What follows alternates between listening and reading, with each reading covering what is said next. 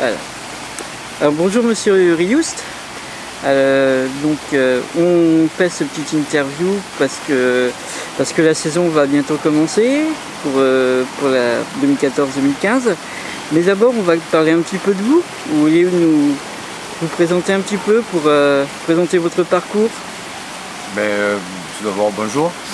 Alors, mon parcours est assez atypique, passé 24 ans dans le sud, en commençant par en étant joueur à Montpellier, formation avec un grand président qui est Louis Nicolin.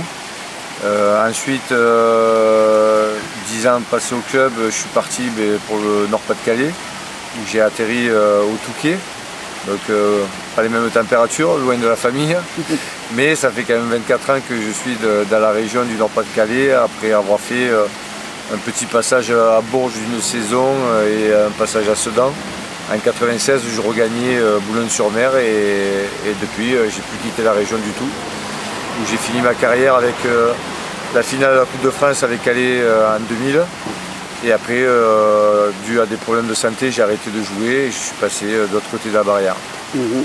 Et qu'est-ce qui vous a décidé à devenir entraîneur, de passer dans le foot féminin? Mais le foot féminin, je le dois à la Ligue Nord-Pas-de-Calais, puisque j'étais formateur après avoir réussi mes diplômes. Et j'ai fait la connaissance de Laurence Demailly qui m'a demandé de venir faire des spécifiques au niveau de la sélection régionale. Et puis je suis devenu quelques années après son adjoint. Et avec les U15, les U16 avant tout et les U15 ensuite, avec les U15 on a été champion de France il y a 3 saisons de ça. Et j'ai apprécié le côté du football féminin où il n'y avait pas de tricherie, il y avait cette joie de pratiquer ce sport et surtout cette passion. Et l'avantage que l'on a avec les filles, c'est que quand on met quelque chose en pratique, elles le mettent de suite en exécution. Donc c'est ce côté-là qui m'a plu. Alors, vous êtes maintenant à Arras avec les pros. Vous allez commencer le championnat en allant jouer à Charletti contre le PSG. La saison va commencer difficilement, mais vous attendez à quoi sur cette saison? Vous êtes prêt pour tout? La saison qu'on vient de passer, qui a été quand même compliquée, puisqu'il a fallu pas moins de 5 points supplémentaires pour se maintenir par rapport à la saison précédente. Je pense que la saison qui va arriver va être aussi compliquée, voire plus, que ce qu'elle a été l'année dernière. Nous, notre objectif, il reste le même, continuer à grandir, à tirer des leçons des matchs comme ceux qu'on va débuter, notamment le Paris Saint-Germain. Réussir à rivaliser avec ces équipes-là, c'est pas encore de notre ressort. Je pense que c'est à travers ces matchs-là qu'on va réussir justement à aborder les autres matchs qui seront à notre portée pour les gagner plus facilement ou ne pas les perdre en tout cas. Et comment a débuté la préparation justement dans quel état d'esprit pour cette saison qui, comme vous le dites, va être plus compliquée que la saison passée? Le seul point noir de cette saison, c'est qu'on n'a pas pu partir en stage pour des raisons financières, puisque comme vous l'avez dit, on est dans un milieu pro, mais nous on est vraiment amateurs, donc il faut faire attention aux finances, donc on n'avait pas les moyens pour y partir. Donc aujourd'hui c'est solliciter beaucoup les filles à travers leur travail du soir à l'entraînement, mais comme elles ont fait leur journée de boulot, c'est plus compliqué en termes de récupération. Donc voilà, on n'a pas tous les atouts aujourd'hui pour être au top. On fait tout pour ça, en tout cas les filles le font. Et on espère dès demain se donner une petite idée de savoir où on est physiquement, contre l'équipe de Bruges. Et après, à travers les différents matchs amicaux que l'on a, être prêt pour affronter le Paris Saint-Germain le 30 à Charletti. Alors, comment vous avez fait votre politique de recrutement, je dirais, de formation d'équipe pour la saison?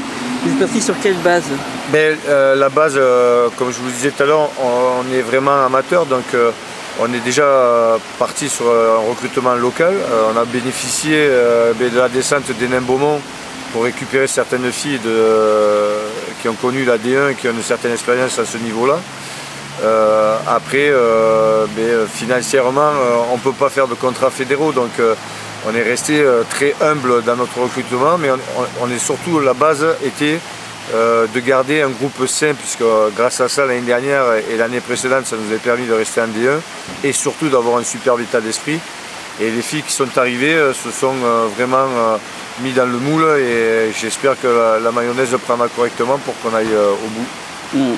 Alors si on parle justement de vos joueuses, on va en profiter d'être en lien avec l'actualité. Hier soir a eu lieu donc, le 3e match des U20 à la Coupe du Monde au Canada. Vous avez une joueuse, Charlotte Saint-Saëns. Qu'est-ce que l'équipe en retire pour l'instant de cette sélection? La fierté bien sûr, mais qu'est-ce que vous en retirez en plus de cette fierté?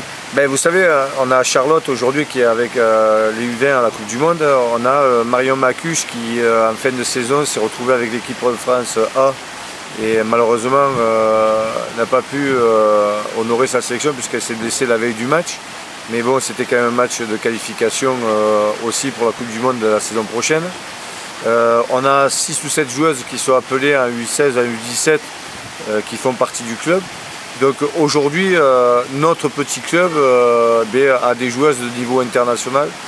Donc oui, c'est une grosse fierté et surtout pour elles, c'est une très grosse récompense parce que réussir à démontrer à travers notre club qu'elles sont capables de jouer à ce niveau-là, ça veut dire que en termes de formation, à travers le pôle des sports de Liévin et en termes de formation au niveau du club d'Arras, on a une bonne politique et on va essayer de la faire perdurer et grandir si possible.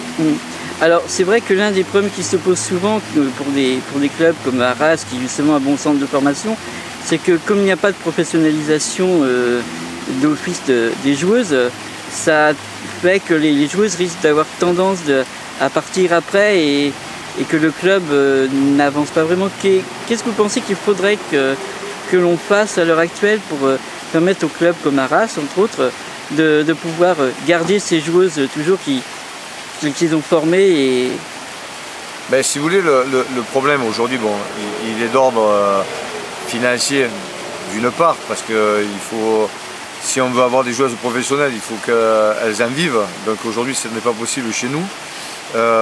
Après, en termes de formation, nous, on ne va pas changer de politique. On va essayer de les intéresser au maximum.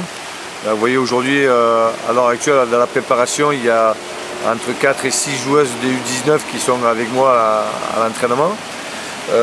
Moi, je m'attache à surveiller ce qui se passe au niveau du pôle, puisque la directrice du pôle, Nathalie Jarose, fait un travail très important à ce niveau-là, en termes de communication et surtout en termes de terrain pour mettre nos filles dans les meilleures dispositions. Et après, au niveau du club, pour pas qu'elles ne partent, leur faire comprendre qu'aujourd'hui, on a l'équipe qui joue en première division. Si elle part dans un grand club pour jouer, ça serait logique.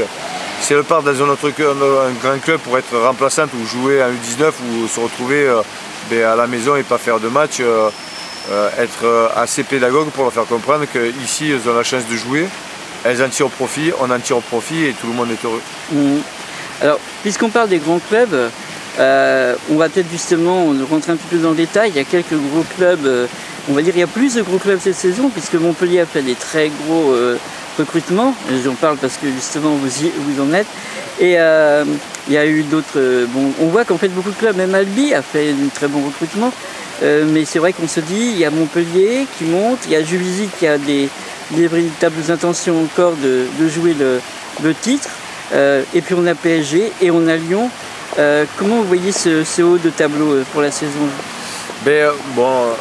Le haut de tableau, on le dessine toujours avec ces 4 grosses équipes que vous avez citées. Lyon en point de mire, mais je pense que Paris sera pas loin du niveau de Lyon, voire peut-être devant Lyon cette saison, parce qu'ils construisent énormément. Et pour connaître très bien l'entraîneur de Montpellier et forcément son président, puisque j'ai discuté avec eux en fin de saison dernière quand on est allé jouer là-bas, ils ont un objectif, c'est être dans les 2 premiers. Donc ces équipes-là recrutent parce qu'ils en ont les moyens, encore une fois, et peuvent se permettre de faire des contrats de 2-3 ans avec des filles. Donc un travail bien planifié sur un projet sportif, chose qu'aujourd'hui nous on n'a pas. Et ces filles-là et ces clubs-là seront toujours devant. Après, quand vous citez Albi, je vais citer Metz, qui a recruté autant au niveau de l'entraîneur qui était avant la directrice du pôle France à Clairefontaine, Albi qui a fait un gros recrutement, il y a Rodez qui a recruté des filles de Montpellier, il y a Soyaux qui a recruté des filles de Montpellier. On s'est tous attachés à prendre des filles qui ont joué en première division, parce qu'on sait que la Fédération française de football aujourd'hui veut avoir un championnat élite, et dans ce championnat élite, malheureusement, il risque de passer de 12 à 10, et on veut tous y figurer. Donc aujourd'hui, on essaye de recruter, nous, club amateurs, avec nos moyens, mais de très bonnes joueuses, et pas des étrangères, parce que qui dit étrangère dit contrat fédéral, ou fédéraux, pardon. Et par contre, on sait sur quoi se baser. Et aujourd'hui, la force d'Arras, c'est son état d'esprit et l'amour du maillot. Après, j'espère que le football féminin ne deviendra pas comme le foot masculin, un sport de mercenaires. Ouais. Et vous dites justement, alors, descendre à 10 clubs, est-ce que c'est la bonne solution à votre avis, ou est-ce qu'il y a forcément des réformes à apporter au championnat français? Est-ce que ce ne serait pas plutôt, comme certains sont partisans, dont en fait moi-même, de peut-être faire les victoires à 3 points au lieu de 4, et plutôt que de réduire les clubs? Déjà, il y a quelque chose qui m'a choqué et qui me choque toujours, c'est l'arrêt de la 3e division au niveau du football féminin. Parce qu'aujourd'hui, je trouve qu'il y a beaucoup d'écart entre la 2e division et la 1re division. Et aujourd'hui, on permet à des clubs de DH de se retrouver directement en 2e division. Et il y a un fossé énorme.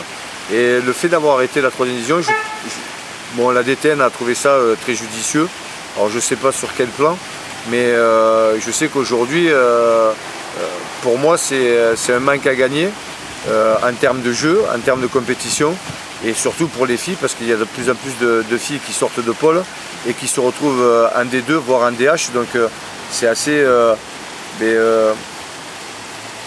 pénible à vivre pour ces filles-là, puisqu'elles ont fait 3 ans en élite dans un pôle, et si elles ne trouvent pas de club à proximité, elles se retrouvent dans un club qui sont près de chez elles parce qu'il n'y a pas d'autre solution, et forcément elles se retrouvent à jouer en DH, donc c'est pas toujours évident, et on risque à la longue de perdre de très bonnes joueuses, parce qu'il y a maintenant beaucoup de candidates et pour très peu de place. Alors on parle aussi, on va en profiter pour parler au niveau européen. Pour l'instant, la France a la possibilité d'aligner 2 clubs en Ligue des Champions. On a actuellement, on va dire, comme vous disiez, on cite toujours 4 gros clubs. Il y a toujours au moins un club surprise. Est-ce que vous pensez qu'il serait temps que la France ait au moins un 3e club pour les Coupes d'Europe? Je pense que déjà oui, avoir un 3e club, histoire comme les garçons font, un tour préliminaire qui donnerait un peu plus de piment à notre championnat, parce qu'il y aurait une 3e place pour quelque chose. Et après, aujourd'hui, je pense que dans les autres pays, ils font comme nous on fait en France, leur coupe, comme nous on a la Coupe de France. Et pourquoi pas faire un championnat, une Ligue Europa comme ça existe au niveau des garçons. Donc je pense que les instances de l'UEFA et de la FIFA se sont planchées là-dessus. Si aujourd'hui ça n'existe pas, c'est que certainement ce n'est pas possible. Mais comme tout le monde parle de l'essor du football féminin, pourquoi pas justement mettre un peu plus de piment pour que notre championnat et notre Coupe de France, puisque généralement ce sont les mêmes équipes qu'on retrouve au bout, trouver un équilibre par rapport à ça, de manière à ce que notre championnat soit pour relever, et que ça nous permette surtout à avoir un ressenti au niveau de l'équipe nationale, parce que quand vous prenez aujourd'hui l'équipe nationale, c'est 45% Lyon, 45% PSG, et les 2 filles qui étaient en dehors de ces clubs-là, hormis Juvisy, Montpellier, Lyon et PSG, c'était Arras et Anderlecht. Donc pourquoi pas refaire revenir les Françaises dans notre championnat, plutôt que prendre des étrangères qui forcément élèvent le niveau de jeu chez nous, mais empêchent des Françaises de s'exprimer au plus haut niveau. Alors, là demain, on va changer un petit peu de sujet. Là demain, vous allez jouer justement face à Bruges, donc un match international, amical mais international. Vous êtes préparé comment pour ce match? En fait, il rentre dans le cadre d'une préparation. On arrive au bout de 3 semaines de préparation assez intensive. Tenir compte du résultat de demain serait utopique de ma part. Par contre, m'attacher à voir où on en est physiquement sur un temps de jeu, parce que la vérité, c'est le rectangle vert. C'est pour moi le plus important. On a préparé l'équipe physiquement. Tactiquement, on n'a rien mis en place, ça va commencer à partir de demain. Mais les premières indications par rapport aux recrues et aux filles qui sont restées vont me donner quelques enseignements qu'on va mettre après les corrections et les choses en place pour les matchs suivants. Alors après, vous allez rencontrer Zulte Waregem. Alors Zulte Waregem, c'est le 23 août chez eux. Entre-temps, on va aller sur la côte d'Opale, pas la côte d'Azur, malheureusement pour nous, se retrouver ensemble pour la cohésion de groupe pendant 2 jours. Et on va faire un match de réglage justement et de préparation en même temps contre une équipe du coin qui est l'USBCO, là où j'ai joué et où j'ai gardé des contacts. Donc dimanche, à 48 heures après le match de Bruges, on sera sur la côte pour aller faire ce match-là. Alors justement, là demain, vous rencontrez Bruges dans le cadre d'une journée de solidarité qui s'appelle les Amis de Camille. Vous le faites, Arras le fait depuis plusieurs années. L'année dernière justement, c'était contre Zulte Waregem que le match avait eu lieu. Quelle est la volonté donc de Arras à participer à cette journée de solidarité montre en fait l'état d'esprit du foot féminin, toujours. Et comment c'est venu en fait que Arras vienne à participer à cette activité?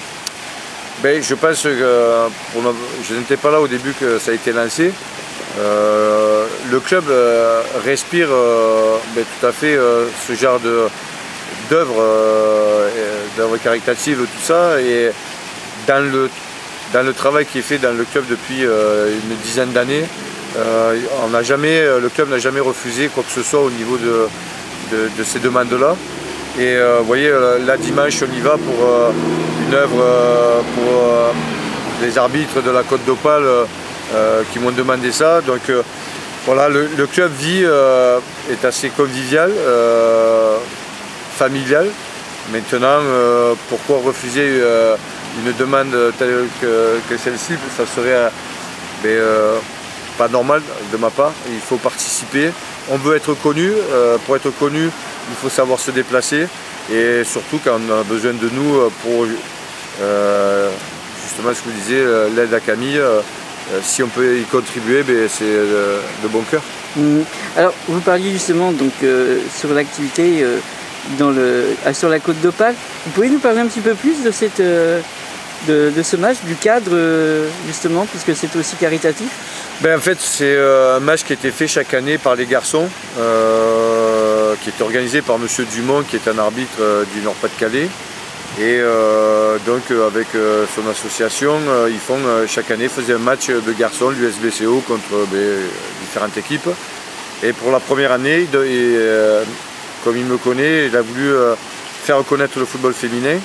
Et apparemment, il serait parti pour plusieurs années si jamais la chose lui convenait. Et on s'est eu au téléphone avant-hier. Donc voilà, c'est une joie pour moi parce que en même temps, ça va faire découvrir un peu le football féminin sur la Côte d'Opale parce qu'il n'y en a pas de trop. Et en même temps, ça va faire plaisir aux filles de l'USBCO qui jouent à un niveau de DH de rencontrer des filles de première division. Donc voilà, tout le monde devrait y trouver son compte. Et pour moi, c'est un gros avantage, c'est parce que ça me fait un match supplémentaire. Et voir mon groupe évoluer, c'est toujours intéressant. Loin de nos bases, parce que ça va nous permettre de nous découvrir aussi.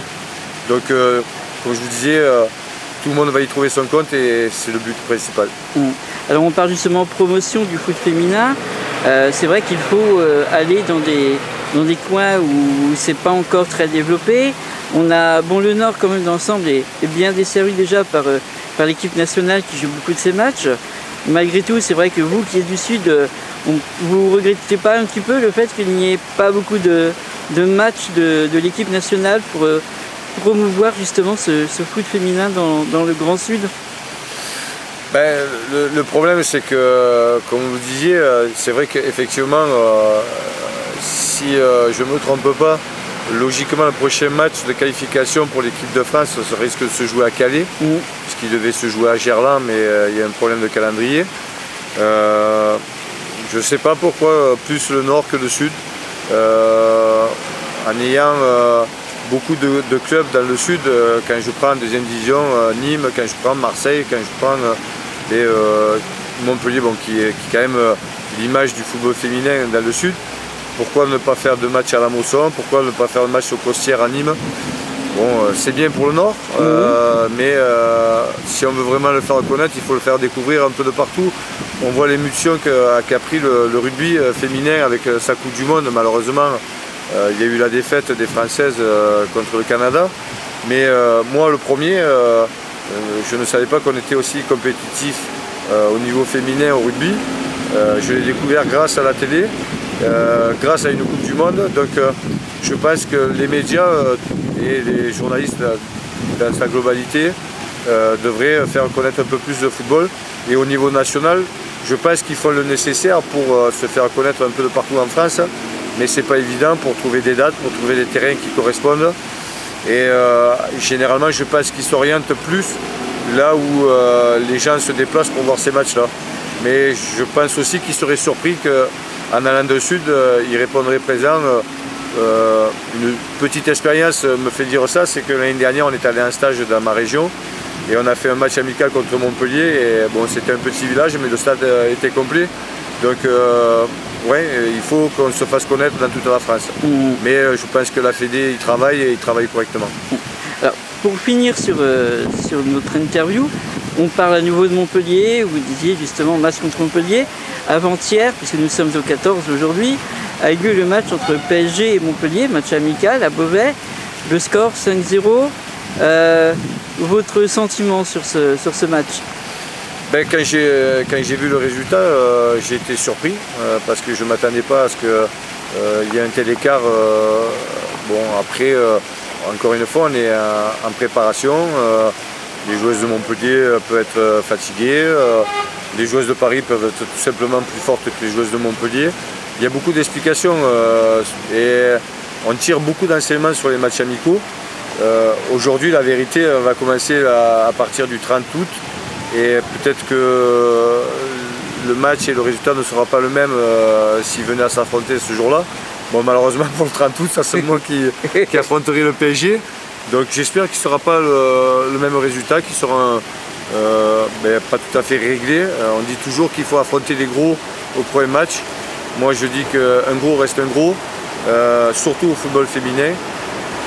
Après, Montpellier a les structures, a la carrure pour aller contrarier l'équipe de Lyon et du PSG et Juvisy. Je pense qu'il va avoir un très beau championnat. Et j'espère faire partie de ce très beau championnat jusqu'à la fin de la saison et aller contrarier ces équipes-là, et que les filles d'Arras arborent haut et fort les couleurs du club et de la ville. Alors justement, je me disais dernière question, mais là vous me tendez une perche. Jouer au départ les grosses équipes, bon ça reste des grosses équipes certes, mais on a vu que le PSG avait fait un faux pas face à Guingamp dans un début de championnat précédemment. Donc peut-être que l'espoir peut être permis d'accrocher peut-être un nul comme il avait fait avec Guingamp ou... Ben vous savez, je vais vous dire très honnêtement, aujourd'hui on va partir le 30 août à Charletti avec aucune pression. On va avoir une excitation parce que ça va être notre premier match de championnat contre une très belle équipe, une très grande équipe avec de très grandes joueuses. Mais je dis et je répète que j'ai une très belle équipe et de très grandes joueuses à Arras. Après, c'est plus sur un plan psychologique que ça va se jouer, sur un plan technique forcément, mais au niveau cœur, je pense qu'on est supérieur au PSG. Après, est-ce que le cœur suffira pour aller tirer un résultat positif là-bas? Je l'espère, mais voilà, la vérité, elle est sur 90 minutes. Mais en tout cas, on va construire à partir de ce match-là, ça c'est clair. Et puis on peut dire double cœur, parce que cœur justement du Nord qui ne manque pas, et cœur du Sud, voilà, ça va faire un beau mélange pour sûrement un beau match. Ben, on va essayer en tout cas, voilà. Mais on va y mettre toutes nos chances de notre côté pour ramener quelque chose de positif de là-bas. Eh bien écoutez, je vous remercie pour votre interview. C'est moi. Et puis je vous remercie aussi au nom de Ville Lumière, notre web radio. Et puis à une prochaine fois assurément, en tout cas, on se reverra, ça c'est sûr. Très certainement à Charletti. Voilà, très bien, merci. Merci à vous.